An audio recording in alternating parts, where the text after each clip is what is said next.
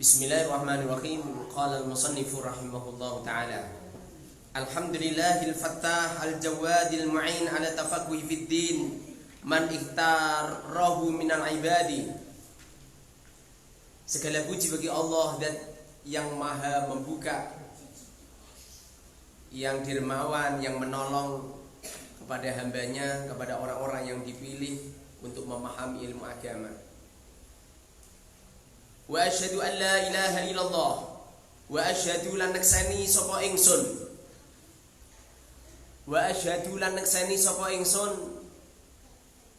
an ing temen setuhune kelakuan la ilaha dibagi kitabnya, dibagi gratis, nggak usah bayar. Kitabnya dibagi gratis, nggak usah bayar. Bagi semua. Yang nggak punya bagi semua. Di pondok pesantren Al Mubarak itu kalau umurnya 13 tahun ke atas gratis, makan, kitab, fasilitas semuanya gratis semua, nggak ada yang bayar.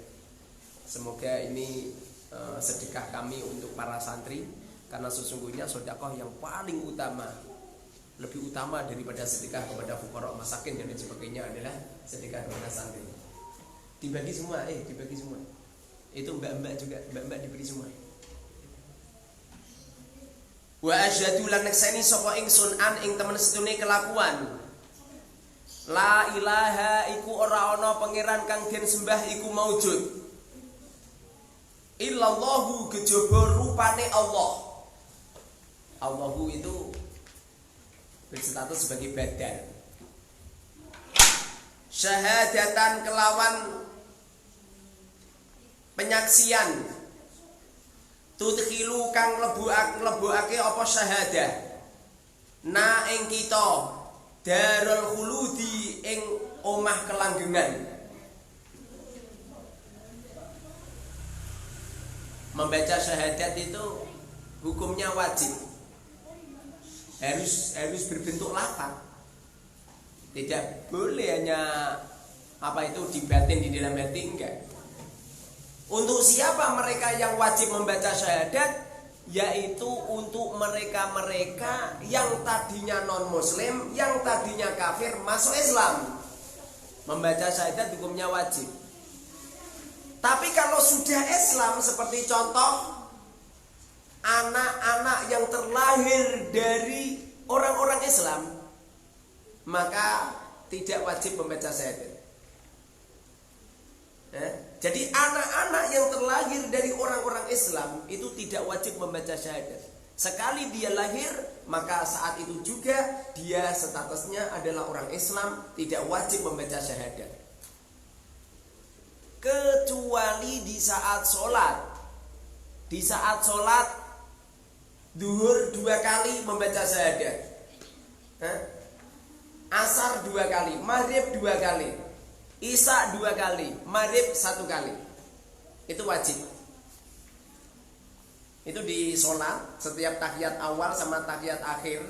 Kalau tahiyat akhir awal berarti sunnah ya, baca syahadatnya sunnah. Tapi kalau tahiyat akhir hukumnya wajib.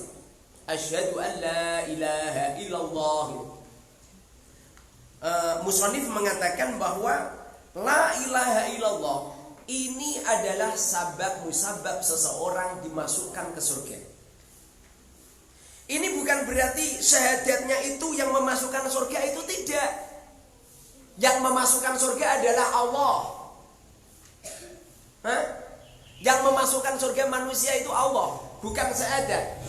Tapi apabila Allah Subhanahu wa taala pengen mentakdirkan segala sesuatu, biasanya ada sabab. Fi kulli syai'in lahu sabab. Setiap sesuatu ada sabab musabab. Ada orang punya anak karena dia hamil karena mereka berhubungan intim. Ini namanya sabab.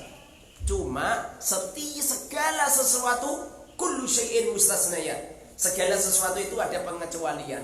Sayyidatina Maryam, walaupun beliau tidak punya suami, tidak pernah berhubungan intim, tapi beliau punya anak, bisa hamil, punya anak. Ini namanya pengecualian. Nabiullah Adam alaihi salam, walaupun beliau tidak punya suami dan istri di saat itu, Nabiullah Adam diambil tulang rusuknya di saat beliau tidur. Kemudian disabdo sama Allah Subhanahu wa taala menjadi Sayyidatina Hawa. Ini namanya mustasnayat.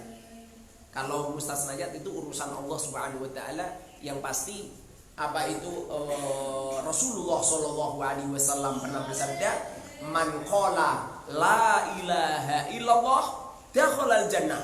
Barang siapa yang membaca la ilaha illallah, barang siapa yang membaca la ilaha illallah dakhalal jannah. Nyampe-nyampe apa itu saya pernah mendapatkan ijazah dari guru kami, Syekh panjenenganipun Kiai Masyhuri. Beliau pernah ngendika, apabila kita sholat subuh, setelah sholat subuh, setelah wiridan kita membaca la ilaha illallah 100 kali. La ilaha illallah, la ilaha illallah, la ilaha illallah 100 kali. Setelah jamaah subuh, kata beliau, maka akan dimudahkan pintu rezeki kita. Akan dimudahkan pintu rezeki. Allah Subhanahu wa taala apabila pengen memudahkan pintu rezeki seseorang, maka tidak hanya sekedar berbentuk uang, tidak hanya berbentuk apa itu, tidak hanya berbentuk harta benda. Kita digerakkan Allah melakukan ibadah, kita digerakkan Allah gemar melakukan kebaikan, bisa menolong kepada orang lain, memaafkan orang yang bersalah kepada kita, menyelesaikan permasalahan hidup orang lain. Ini termasuk rizki. Tentu di sini beliau juga merujuk ke apa itu ke dawuh Rasulullah dan juga yang ada di Al-Qur'an. Di dalam Al-Quran Allah Subhanahu wa taala berfirman, "Wa basyiril ladzina amanu wa 'amilus solihati anna lahum jannat." Anna lahum jannatin wa basyiril ladzina amanu wa 'amilus solihati anna lahum jannatin tajri min tahtihal anhar kullama ruziqu minha min thamaratir rizqan qalu hadha alladhi ruziqna min qablu wa utu bihi mutashabiha wa lahum fiha azwajun mutahharatun wa hum fiha khalidun. Ini dibanding orang-orang yang yakin kepada Allah dan menggerakkan organ tubuhnya dengan melakukan amal-amal saleh. Yang keduanya itu terwujud adanya la ilaha illallah di dalam kalbu seseorang, maka orang itu akan diberi pahala oleh Allah Subhanahu wa taala berupa surga. Di sana mengalir bengawan-bengawan indah di bawah surga. Banyak bidadari-bidadari kenikmatan yang luar biasa yang dilimpahkan kepada orang-orang yang alladzina amanu wa 'amilus sholihat.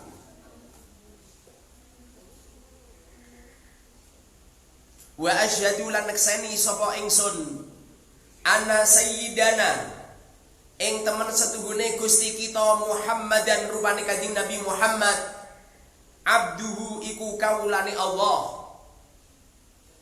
Dan kita semua bersaksi sesungguhnya Kanjeng Nabi Muhammad itu adalah hamba Allah. Maksudnya hamba Allah itu berarti Rasulullah ini tidak malaikat, Rasulullah tidak makhluk-makhluk selain manusia. Cuma kemanusiaannya Rasul habis. Kitabnya habis. Mana? Apa? Berikan Mbak beri. Cuma kemanusiaan Rasulullah yang terletak pada diri Rasulullah ini beda dengan manusia-manusia yang lain. Ada perkataan ulama, beliau mengatakan basyarun la kal basyar. Rasulullah itu adalah manusia tapi tidak seperti manusia yang lain. Kalau kita melakukan kebaikan kemudian dilimpahkan kebaikan itu dengan pahala, Kalau kita melakukan kejelekan maka diancam dengan neraka. Tapi sangatlah beda dengan yang terjadi pada diri Rasul Shallallahu Alaihi Wasallam. Allah Subhanahu Wa Taala berfirman di dalam Al-Quran, Inna fatahna laka fatham mubina liyaghfira lakallahu ma taqaddama min dambi wa ma ta'akhir. Apa-apa yang dilakukan oleh Rasul yang berbentuk salah semisal, yang berbentuk dosa semisal ya. Semisal ini apa itu di Al-Quran memang seperti itu. Ma taqaddama min dambi, seumpama Rasulullah ini mempunyai dosa, tentu dosa-dosa beliau telah diampuni semua sama Allah Subhanahu Wa Taala, yang sudah berlalu ataupun yang akan datang. Ini Rasulullah, tidak seperti kita. Kalau kita ini sudah dinas sama Al-Quran, bala man kasaba sayyi'atan wa hadat bihi khati'atuhu fa ulaika ashabun nar hum fiha khalidun. Kita yang melakukan kejelekan diancam sama Allah, ulaika ashabun nar. Kita adalah diancam oleh Allah menjadi penghuni neraka. Tapi kalau kita melakukan kebaikan, terus gimana terusannya?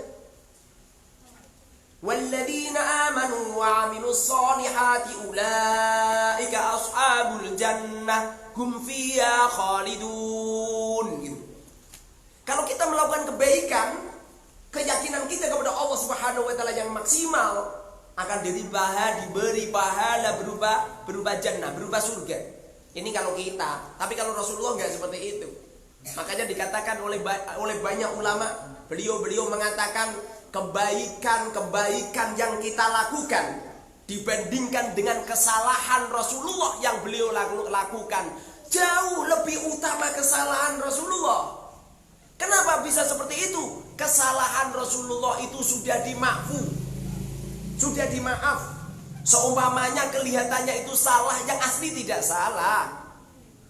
Di waktu Rasulullah SAW pulang dari peperangan, beliau dalam keadaan lelah, beliau sempat istirahat menunggu datangnya sholat subuh.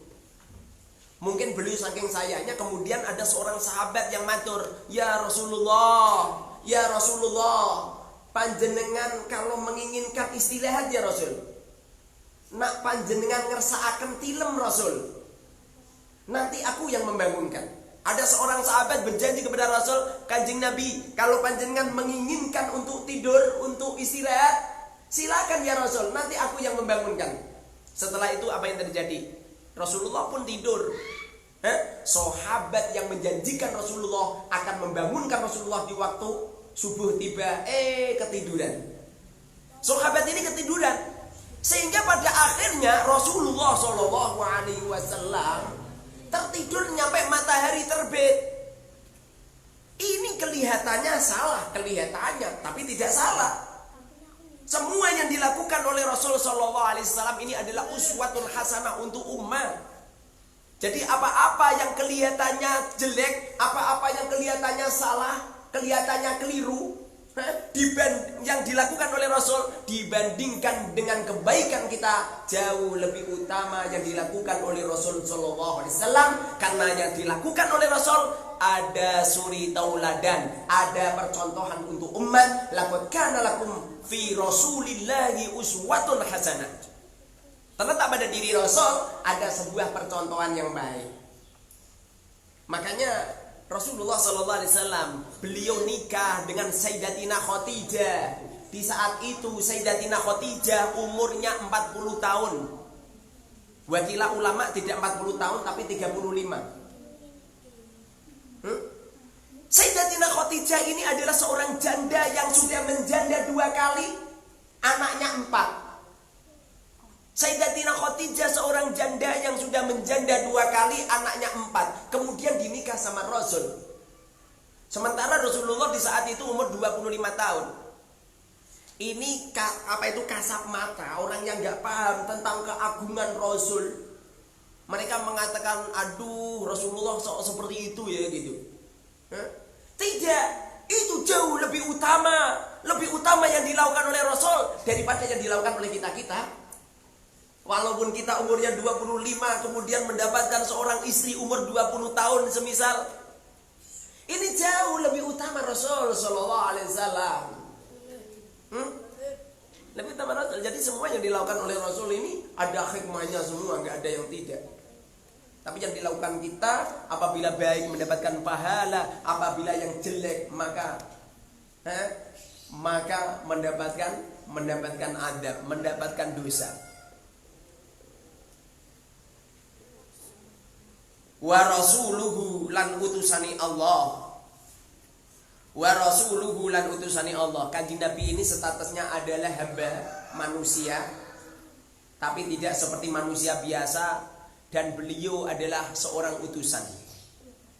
Utusan dari Allah Subhanahu wa taala yang menjadi kiblatnya semua orang yang hidup setelah Rasulullah sallallahu alaihi wasallam. Ya kan ulama-ulama mengatakan Rasulullah ini tidak hanya sekedar menjadi pimpinannya umatnya saja, tidak, tapi Rasulullah berstatus sebagai Sayyidul Mursalin. Rasulullah adalah pimpinan para rasul, Sayyidul Anbiya, pimpinannya para nabi, Khairul Anam, Rasulullah adalah sebaik-baik manusia. Ini yang terjadi pada diri Rasul Sallallahu Alaihi Wasallam seperti itu. Kalau Rasulullah Sallallahu Alaihi Wasallam adalah sebagai hambanya Allah, sebagai utusan Allah, tentu tidak ada sesuatu yang paling baik, tidak ada sebuah percakapan, tidak ada sebuah pergerakan, tidak ada sebuah pemikiran, tidak ada sebuah pandangan, pendengaran, gerak mulut, pergerakan panca indera kita, pergerakan organ tubuh kita yang paling baik kecuali semuanya itu dirujukan kepada Rasul Sallallahu Alaihi Wasallam. Makanya usahakan apapun kita samakan kepada Rasul Sallallahu Alaihi Wasallam. Caranya bagaimana? Caranya dialimkan dulu. Jangan hanya sekedar membaca hadis lalu dialimkan. Bagaimana mungkin kita akan bisa meniru Rasul? Bagaimana mungkin kita akan bisa mengkiblat kepada Rasul sementara kita bodoh? Kita semuanya ini jangan hanya sekedar mengandalkan otak kepala kita sendiri, mengandalkan nafsu kita sendiri, kemudian kita memahami Al-Quran hanya terjemahnya, memahami hadisnya Rasul Sallallahu Alaihi Wasallam hanya sekedar terjemahnya. Tidak boleh seperti itu. Makanya ulama-ulama mengatakan al-ilmu fis sudur, ilmu itu ada di dada, la fis sutur, tidak di lempiran-lempiran yang ada di kertas itu. Ilmu itu adalah mengambil dari dadanya para ulama, mengambil dari dadanya para guru-guru kita, mengambil ilmu dari dadanya yang telah dititipkan oleh Allah Subhanahu wa taala, musalsal, robito dari kita.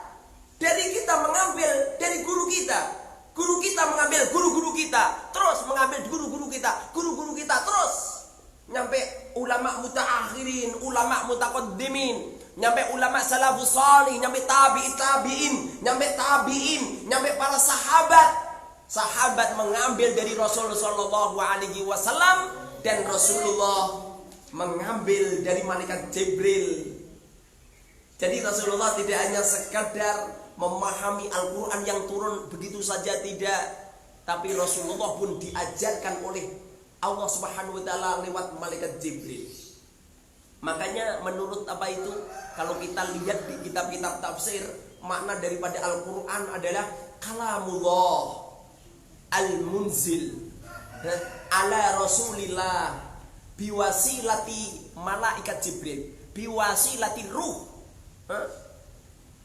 Ada wasilahnya gitu, ada gurunya. Itu bukan berarti Allah Subhanahu wa taala tidak bisa melimpahkan ilmu langsung dititipkan di dada Rasul Sallallahu Alaihi Wasallam. Tidak bisa, Allah bisa, tapi Allah Subhanahu wa taala meletakkan ilmu lewat guru-guru. Rasulullah punya guru namanya malaikat Jibril, sahabat punya guru namanya Rasulullah, para tabi'in punya guru namanya tabi'in. Terus keilmuan itu musalsal terus ila yaumil kiamat. Nyampe ada sebuah perkataan man qala fil Quran bi ra'yi au bima la ya'lamu falyatabawa maq'adahu minan nar. Barang siapa yang berbicara akan Al-Quran, berbicara akan hukum halal haram biro'yi, dengan otak kepala mereka sendiri, gara-gara mereka membaca terjemah Al-Quran, membaca terjemah hadis, au bima la ya'lamu, atau mereka tidak bertendensi dengan sebuah keilmuan yang tahqiq, yang dipelajari dari dadanya para ulama-ulama, fal yatabawwa maq'adahu minan nar. Tempat yang paling layak bagi mereka adalah neraka. Naudzubillah summa naudzubillah min dzalik. Silahkan Anda mengambil ilmu lewat apapun, silahkan, tapi kita harus punya guru penuntun.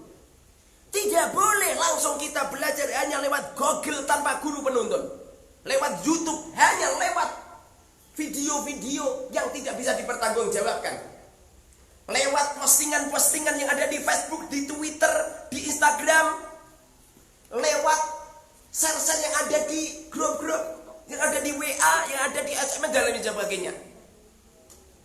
Tapi harus lewat para guru. Maka darinya teman-teman yang dimuliakan oleh Allah Subhanahu wa taala, panjenengan semua belajar sama saya di media sosial yang semacam ini. Saya baca sedikit demi sedikit, saya terangkan ala kadar, kemudian nanti kalau khatam, ayo datang ke tempat kami. Datang di Pondok Pesantren Al Mubarak RT 2 RW 1 Telogorjo Wonosalam Demak. Datang talaki sama saya, kemudian berargumentasi, adu keilmuan, musyawarah tentang keilmuan, harus seperti itu. Tidak bisa terus hanya sekedar melihat di media sosial saja, tidak, tapi harus ketemu. Harus ketemu. Rasulullah SAW mendapatkan ilmu itu ketemu dengan malaikat Jibril. Begitu juga sahabat. Nyampe-nyampe saya pernah mempelajari makna daripada sahabat di kitab-kitab hadis. Makna daripada sahabat ini adalah seseorang yang pernah ketemu Rasulullah. Jadi syaratnya itu adalah satu, orangnya mukmin, orangnya Islam. Nomor dua, pernah ketemu kepada Rasulullah secara langsung. Tidak hanya mimpi. Dan ketemunya Rasulullah di saat Rasulullah masih hidup. Ini namanya sahabat. Jadi kalau kita semisal bertemu dengan Rasulullah dalam mimpi, tidak bisa dikatakan sahabat. Kita bertemu dengan Rasulullah, walaupun tidak dalam mimpi kasat mata ketemu langsung Rasulullah, silaturahim ke tempatmu semisal, tapi kau ketemu dengan Rasul tidak di zaman Rasulullah di saat masih hidup, maka tidak bisa dikatakan sahabat. Jadi memang harus ketemu gitu. Belajar itu harus ketemu. Tidak boleh tidak, walaupun panjenengan belajar kepada saya hanya hanya 1 bulan, 2 bulan, silakan hadir. Jangan sampai ilmu yang kita pelajari ini seperti benda mati. Sahibul maqami kang anduweni, sahibul maqami kang anduweni derajat, al mahmudi kang den puji. Rasulullah ini punya pangkat derajat yang luar biasa. Pangkat derajat Rasulullah SAW ini melebihi semuanya. Nyampe-nyampe di waktu Nabiullah Adam alaihissalam bangun tidur, di waktu Allah menciptakan Sayyidatina Hawa, Nabi Adam bangun tidur, Nabi Adam ini melihat ada seorang perempuan yang ada di sampingnya. Kemudian Nabiullah Adam pengen memegang sama perempuan itu, lalu Allah perintahkan malaikat Jibril untuk turun untuk mengingatkan kepada Nabiullah Adam jangan disentuh sebelum dinikah. Di waktu Nabiullah Adam alaihissalam menikahi sama Sayyidatina Hawa, apa yang diberikan mas kawin? Mas kawin apa yang diberikan Nabiullah Adam kepada Sayyidatina Hawa? Diwahyukan oleh Allah Subhanahu wa taala, mas kawinnya Nabiullah Adam kepada Sayyidatina Hawa adalah membaca sholawat kepada baginda Muhammad sallallahu alaihi wasallam. Bahkan di waktu Allah Subhanahu wa taala belum menciptakan semuanya, belum menciptakan Nabiullah Adam, malaikat-malaikat ini sudah ngerti akan ada manusia yang sangat mulia, Qila huwa Adam. Di waktu Nabiullah Adam diciptakan oleh Allah, malaikat-malaikat mengatakan, wah pasti ini orangnya, ini orangnya. Apa kata Allah? Allah mengatakan tidak ini. Nyampe ada manusia yang luar biasa, seorang nabi, seorang rasul, Nabiullah Nuh. Malaikat mengatakan pasti ini dia. Apa kata Allah? Tidak. Terus. Dari rahimnya seorang perempuan yang dijaga oleh Allah Subhanahu wa taala dari kekufuran, yang dijaga oleh Allah Subhanahu wa taala dari perzinaan, yang dijaga oleh Allah Subhanahu wa taala dari kemaksiatan, dosa-dosa besar. Dititipkan dari rahim satu ke rahim yang lain, terus nyampe Sayyidatina Aminah, dan akhirnya lahirlah sosok jabang bayi yang punya keistimewaan yang luar biasa, yang punya pangkat derajat yang luar biasa. Lahir mengguncangkan alam semesta. Api yang sudah ribuan tahun tidak pernah padam, yang telah disembah oleh orang-orang Majusi, padam di waktu itu. Padam di waktu itu. Sebuah tembok ribuan tahun yang kokoh, berdiri kokoh, di waktu Rasulullah dilahirkan, rontoh, roboh itu, retak itu, tembok itu. Kejadian-kejadian banyak, hewan-hewan sama berteriak, alam semesta, apa itu, ada sinar di alam semesta. Ini kelahiran Rasulullah yang luar biasa. Lahir dalam keadaan sujud, lahir dalam keadaan sudah dikhitan, lahir dalam keadaan pusatnya sudah terputus. Ini Rasulullah. Jadi Rasulullah ini mempunyai pangkat derajat yang luar biasa yang tidak dimiliki oleh manusia-manusia lain. Makanya apabila kita menginginkan menjadi orang yang baik, caranya adalah cintai itu Rasul. Yuhsarul mar'u ma'a man ahab. Seseorang itu akan dibangunkan oleh Allah, seseorang itu akan dihidupkan oleh Allah ma'a man ahab, bersama dengan orang-orang yang dicinta. Apabila kita mahabbahnya kita kepada Rasul yang luar biasa, selalu membaca sholawat, selalu mengikuti sunnah-sunnah Rasul, mengikuti apa-apa yang dilakukan oleh Rasul, mengikuti yang disabdakan oleh Rasul lewat lisannya, lewat dadanya para ulama, lewat lisannya para kiai, insya Allah kita akan mendapatkan keberkahan. Karena Rasul Sallallahu Alaihi Wasallam pernah bersabda, al ulama warasatul anbiya, para kiai-kiai itu, para ulama-ulama itu, para ustadz-ustadz itu, para pemegang-pemegang ilmu agama itulah yang menjadi pewaris Rasulullah Sallallahu Alaihi Wasallam. Sallallahu wasallam alaih. Salam muga-muga paring rahmat takdim Allahu sapa Allah.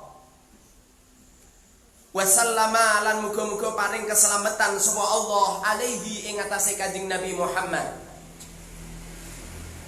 Wa ala alihi lan ing atase keluargane Kanjeng Nabi, wa ashabihi lan pira-pira sahabate Kanjeng Nabi. Wa ala alihi lan ing atase keluargane Kanjeng Nabi, wa ashabihi lan pira-pira sahabate Kanjeng Nabi. Salatan kelawan solawat, wa salaman lan salam, afuju bihima yaumal ma'ad. Afuju kang bejo sapa ingsun bihima kelawan solatan wa salaman yaumal ma'adi ing dalem dinane bali. Maksudnya hari kiamat. Tidak ada seseorang yang menginginkan syafaat, yang akan menginginkan kebaikan dari Allah Subhanahu wa taala kecuali syarat sahnya semuanya itu adalah mahabbah kita kepada Rasul sallallahu alaihi wasallam. Dalam firman-Nya, "Qul in kuntum tuhibbunallah fattabi'uni." Katakan hai Muhammad, in kuntum, apabila kau semua yuhibbunallah, mencintai Allah, fattabi'uni maka ikutlah kepada aku. Ini artinya bahwa apabila kita menginginkan cinta kita kepada Allah, mahabbah kita kepada Allah, caranya adalah mahabbah kepada Rasul sallallahu alaihi wasallam. Dan mahabbah kita kepada Rasul akan terjadi apabila kita mahabbah dengan para kiai. Tidak bisa langsung kita mencintai Rasulullah tanpa adanya silsilah para ulama.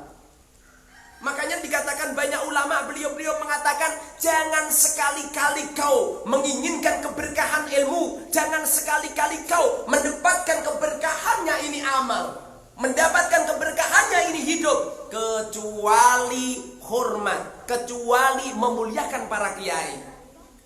Barang siapa yang benci dengan kiai, barang siapa yang mencinta, yang mencaci maki kepada ulama, barang siapa yang menjelek-jelekkan kepada para kiai, barang siapa yang kontroversi kepada para kiai, man ahanal ulama faqad ahanani, wa man ahanani faqad ahanallah, wa man ahanallah dakhalan nar. Barang siapa yang meremehkan kepada para ulama, sama saja mereka meremehkan kepada baginda Muhammad SAW, karena ulama itulah, para kiai-kiai itulah adalah pewaris Rasul. Dan tidak ada orang yang meremehkan kepada Rasul kecuali mereka itu sama saja meremehkan kepada Allah, menghina kepada Allah. Barang siapa yang menghina kepada Allah, dakhalan nar, tentu dia masuk neraka. Saya sering meneliti kenapa ada seorang kiai tidak melahirkan anak-anak yang kiai. Kenapa ada seorang kiai yang tidak melahirkan anak cucu yang kiai? Setelah saya teliti, kiai itu sering kontroversi dengan kiai yang lain, sering menghina kiai yang lain, sering menyakiti kiai yang lain. Makanya usahakan kaum muslimin yang dimuliakan oleh Allah, kiai yang ada di daerah panjenengan ayo dimuliakan. Caranya bagaimana? Dihormat. Caranya bagaimana? Dengarkan percakapan beliau. Caranya bagaimana? Dengarkan dan lakukan perintah-perintah beliau. Silaturahim ke tempat beliau, beri hadiah beliau, beri sedekah beliau. Apabila ada seorang kiai, apabila ada seorang ulama melakukan kesalahan, tutup rapat-rapat kesalahan beliau. Jangan diobrol, bahaya. Kenapa bisa seperti itu? Harga diri seorang kiai mengandung racun. Barang siapa yang telah meretakkan, menyobek harga diri seorang kiai, menjelek-jelekkan ulama, mencaci maki ulama, menyebar keburukan ulama, menghibah ulama, maka sesungguhnya mereka sedang minum racun, sangat-sangat berbahaya. Makanya kalau kita pengen mendapatkan keberkahan hidup, mendapatkan keberkahan ilmu, caranya hormati kiai, muliakan kiai, sedekahi itu kiai. Apabila ada kesalahan yang dilakukan oleh kiai, tutup rapat-rapat, jangan sekali-kali menguak tentang kejelekan para ulama. Caranya seperti itu. Makanya kalau panjenengan, kadang-kadang ada orang membandingkan antara ulama satu ke ulama yang lain, bahkan mengadu domba pendapatnya ulama satu ke ulama yang lain. Ini adalah su'ul adab, tidak boleh.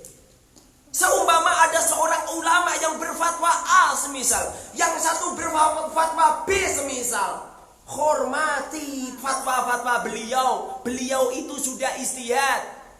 Tidak ada orang yang beristihad kemudian istihadnya benar, maka mereka mendapatkan dua pahala. Yang pertama adalah pahalanya beristihad, yang nomor dua adalah pahalanya benar. Namun apabila ada seorang kiai kemudian kiai itu berfatwa, kiai itu beristihad kemudian salah istihadnya, maka beliau tetap mendapatkan pahala, yaitu pahalanya istihad. Makanya jangan sekali-kali kontroversi. Hormati pendapat-pendapat beliau, jangan dicaci maki, jangan dihina, bahaya.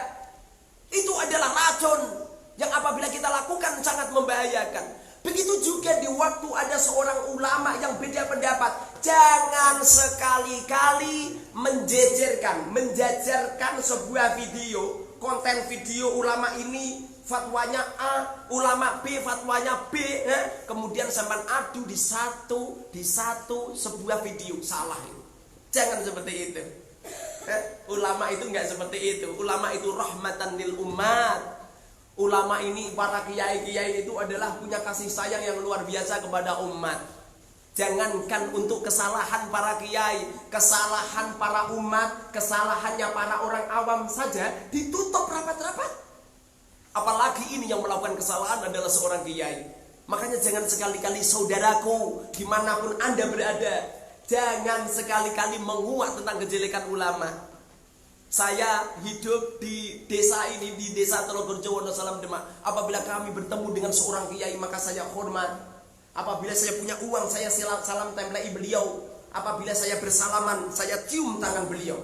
Siapapun beliau, siapapun beliau, karena beliau ini adalah simbol Islam. Beliau ini adalah min sya'airillah. Beliau ini adalah syiar-syiar Islam yang harus kita angkat tinggi.